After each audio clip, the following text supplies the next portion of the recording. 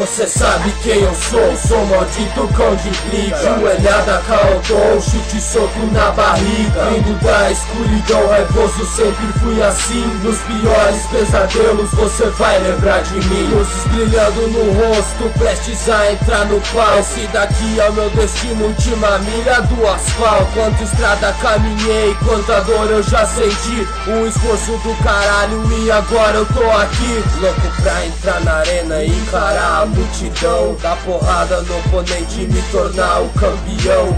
Ganhar, perder, isso sim faz diferença. Cê pode acreditar, derrota não é minha crença. O importante é competir, é o que dizem, né não? Mas tu se lembra do segundo?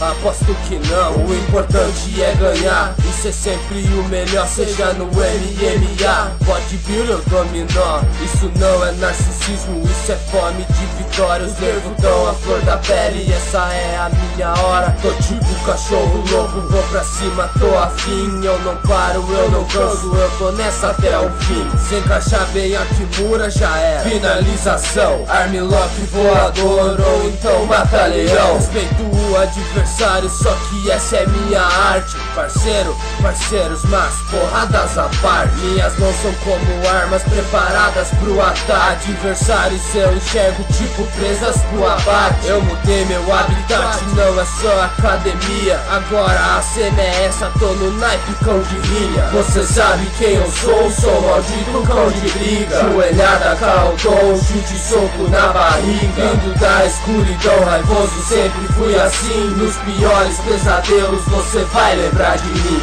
Eu chego na trocação e nego já fica em choque. Vem, cai dentro, então já é, pode vir tentar a sorte. Não perdoo, não esqueço, dou porrada e Zé Buceta. Sou maromba old school, sou pior que o capeta. Eu nunca procuro treta, mas também não arrego não. Se fechar o tempo eu já parto pra trocação. Geral fica bolado, me perguntam do porquê. Só respondo, sou aquele que vocês nunca vão ser. Então, se quer vir, prepare-se, vê se não tira onda. O tatame é o inferno e o diabo é maromba. Vixe, eu não sou estrondo, eu não sou nenhum boçal. Sou maromba old school, tenho muito mais moral. O sangue frio em minhas veias congelou meu coração. Gosto muito de bater, eu não tenho compaixão. Quero ver o adversário se arrastando pelo chão, com a cara estourada, implorando meu perdão.